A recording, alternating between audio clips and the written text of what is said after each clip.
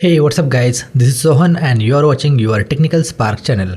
Friends, in our Symantec Endpoint Protection Manager series, today I am going to demonstrate how to enable roaming user, or you can say roaming client communication with your Symantec server, which means when your user leave your intranet, or you can say office premises, okay, and go on the open internet. It could be your restaurant, cafe, hotel, or wherever it goes. Okay, so once they outside of your network, means once they move outside of your office network, then communication of those agents with your SEPM server is completely getting stopped. There is only one possibility: if the user connect VPN, then only that particular system will be able to communicate with your Symantec Endpoint Protection Manager server. But if in case user did not connect VPN, then there is no chance that you will get the real-time status of their client, whether it's updated or is there any virus detected or whatever. Okay. So in this situation, if you need real-time updates of all your clients, because that is very helpful when you are measuring the compliance or checking the attack reports like this, right? So enabling the roaming user communication with your SEPM is very important. So how exactly it can be done? So that is what we are going to check in this particular video. But before we start, one small intro video.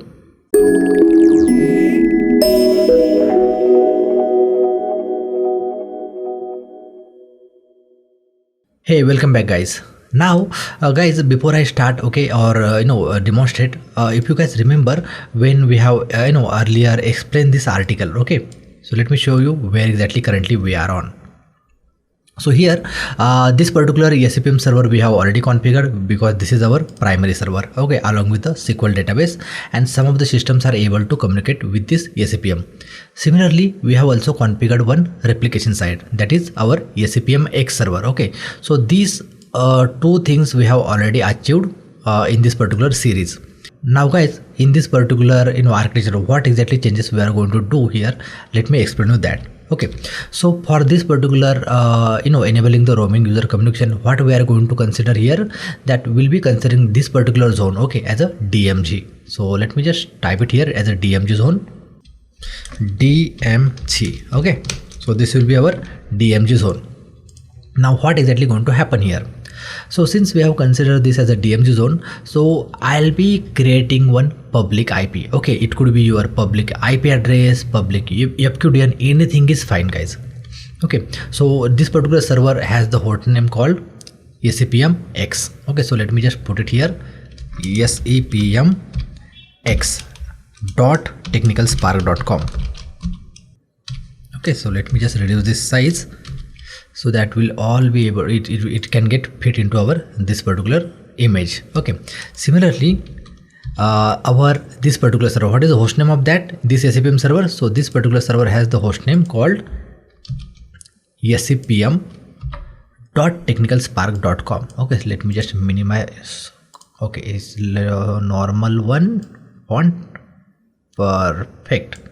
Okay, so now things will get clear for you. So there is a total two options guys, how exactly you can do the netting. The first thing is that this particular host name, which is SEPM X. Okay, so what you can do, you can make it public FQDN. Okay, this is the first thing. And second thing, you can give private IP address. So you have so option is always with you guys. Okay, you can either map it with the public FQDN, so that it will automatically get this particular domain host name FQDN published over the internet, and it will get one of the IP address, or just simply acquire the one public IP address. Okay, and that public IP address we will add in our SEPM server, so that when your server is going to communicate, okay, that will first communicate to your this particular server, which is SEPM X. So as I said, you have two options. One is public FQDN or just public IP address. Anything is fine guys. Okay, so hopefully now you have clear with the requirement what exactly we would require when we are configuring the, or you can say when we are enabling the roaming user communication. So yeah, public FQDN or public IP address, these things we would require. Now next thing guys, okay, although DMG zone is very much protected and restricted, but I'll still recommend when you configure or implement this particular server, SEPM server into the DMG zone, try to tighten or harden your security so that unnecessary ports, URL, everything will be blocked. Okay, so that your server will be protected and only required communication should be allowed. Okay, and once this thing is done, then we have to do the configuration. So how exactly we can do that? So there is also again couple of options are available. Either you can apply this particular public FQD and IP address to all the system which is available in your organization, or you can assign this public IP to certain group. Let's say there you have a data server VLAN. So for server VLAN you don't require this public IP information, but let's say you have one of the HR department which are using desktop, so for those also you don't need this public IP address to be mapped. But the systems which are at home or roaming user, let's say marketing people, for those peoples you would need to assign this public IP that policy, so that they will be able to communicate with your SEPM server, right, when they out of your network. So how exactly you can do that? So let's check out that thing practically. So let me close this and we'll launch our SEPM server here. Let me add the username and password and login. Let's close this, and what we are going to do now, we'll directly go to our policies section. Because to configure the public IP, we would need to go to the policy component, and here management server list, this type of option available. Okay, so if you double click on this, you will see the priorities, right? Priority 1, priority 2. So this is basically our secondary server and this is primary server. Now the default policy which applied to all groups, okay, 24.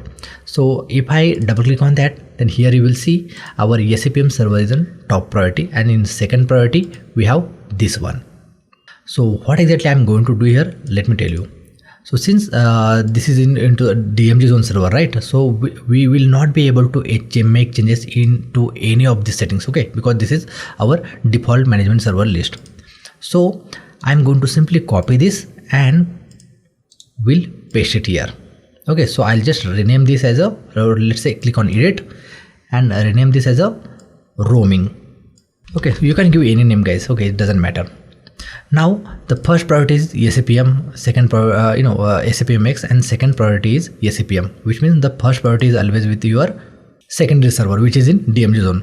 So in this case what I'll do, I'll simply remove this second priority, okay, because I don't want my all the system to directly communicate with my management server, okay, the primary management server. So I'll delete all these things, delete. Okay, now only IP address and FQDN is pending.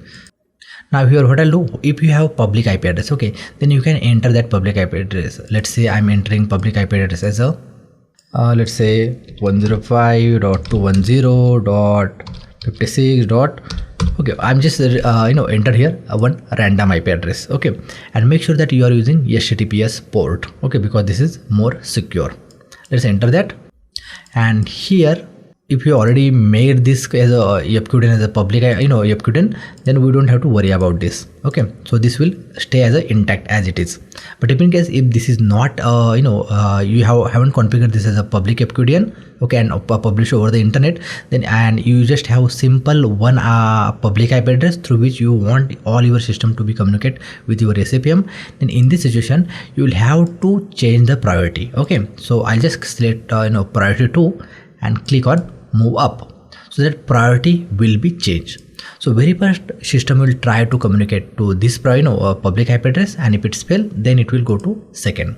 But if you think that user most probably always stays out of the office, then this priorities are very good.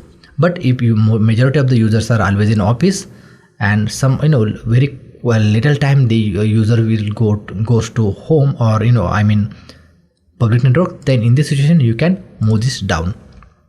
But since we are focusing on just the public users, so what I'll do, I'll simply move it to up, and this my policy is ready. So let's click on OK now. So our policy has been created. Now what we have to do, there are certain things which we have to configure. Okay, so let's say here I have one group let's say workstation, right? Marketing group. So we'll assign that policy to this particular group. How exactly you can assign that policy?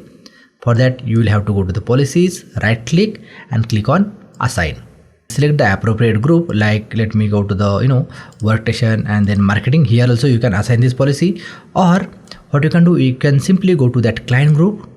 Okay guys, in the marketing, what we'll have to do, we'll have to go to the policies, and very first let me remove the inheritance. Okay, so that we'll be able to make all the changes. And where exactly that policy we are going to apply here? So when you click on group pool, okay, you will see this communication settings. Okay, so what we are going to do here, we'll simply select roaming server list and make sure that pull mode is enabled. Okay, so that when the clients are active on, they will automatically try to communicate to our management server using this particular roaming priority which we have set. Okay, and once done, then click on OK.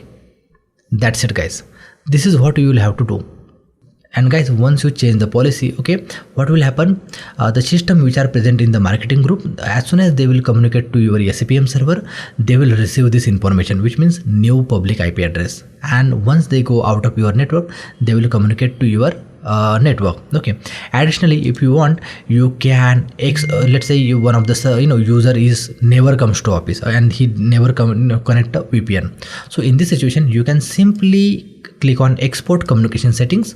Okay, let's say I'm exporting this particular, let me go back, desktop. Okay, so a styling file I'll export to desktop. Okay, let me go to the export. So it will export one styling file here. Okay, so this exported styling file, you will have to go to that user system.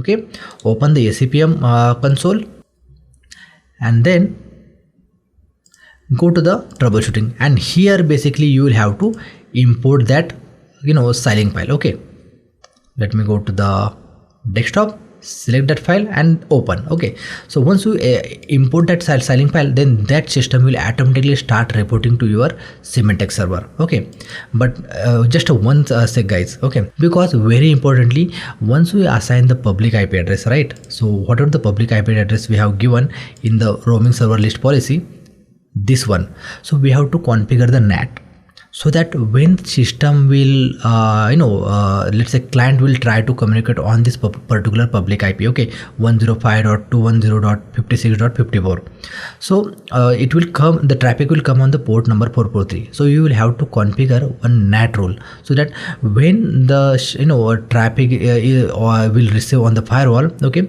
that all traffic has to be forwarded to your this SEPM server, which is our secondary SEPM server. So guys, that's how NATing works, and this is how your public clients, public network client will be able to communicate with your SEPM, and you will be able to serve the definition, check their real-time health status, update, everything will be available. Now guys, I hope now all your queries have been addressed, that how to enable the communication for roaming users. If in case if you still have any question, queries, doubt, then please feel free to let me know in the comment box below. And if you found this video useful, then please click on the like button and don't forget to share this video with your friends, colleagues, and enable the bell icon, so that as and when I'll upload new video, you will get the notification. So that's it in this video. This is Sohan signing out. I'll catch you in the next amazing video. Till then, bye bye.